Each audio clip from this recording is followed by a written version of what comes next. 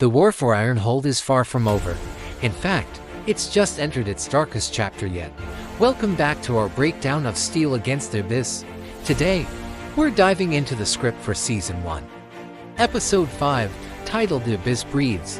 If you thought the last episode was intense, just wait. This one changes everything. The episode opens at dawn, but there's no relief, only a heavy, suffocating silence. The battlements of Ironhold are littered with the fallen, and smoke from the previous night's fires still chokes the air. The survivors are grim, exhausted, but a terrifying realization slowly dawns on them. The Absol Horde didn't throw everything they had at the walls. They weren't trying to break the city. They were testing it, weakening it. This wasn't the main assault, it was a probe. And while everyone was looking outward, the real threat was stirring elsewhere.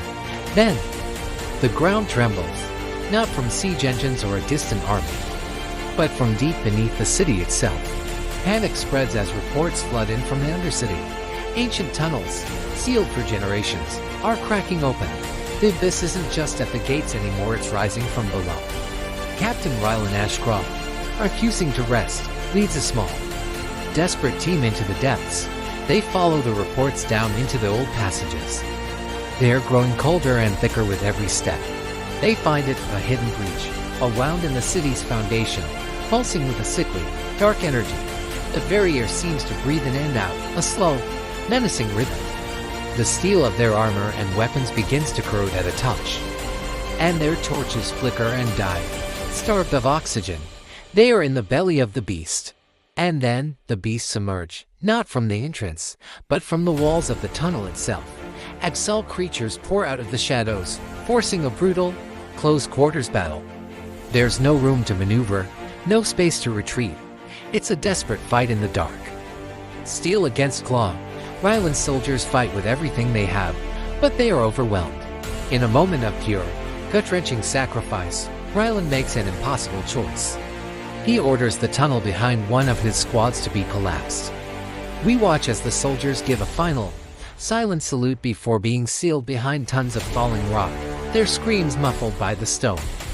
Their sacrifice doesn't win the war, it doesn't even win the battle. It just buys Ironhold a few more minutes. The final moments of the episode deliver the most jaw-dropping reveal of the series.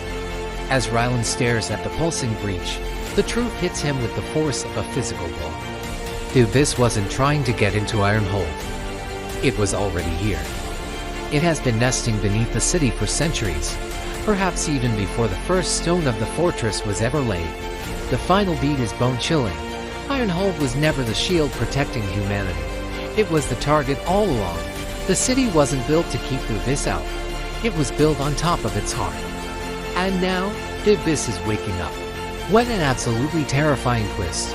This episode completely redefines the entire conflict.